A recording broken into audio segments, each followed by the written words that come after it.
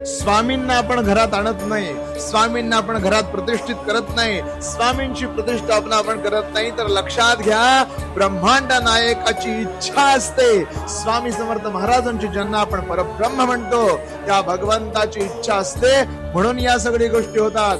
महाराजांचं लक्ष असतंय म्हणून आपण त्यांची सेवा करू शकतो. महाराजांची इच्छा असते म्हणून आपण त्यांना देवाऱ्यात बसवू शकतो.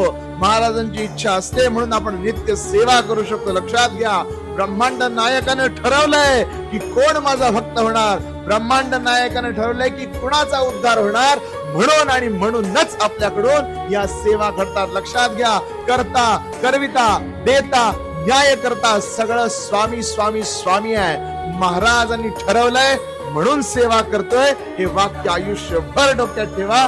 कधीही गर्व, कधी ईर्ष्या, कधी दंभ मनात येऊन स्वतःची सेवा वाया जाणार नाही. श्री स्वामी.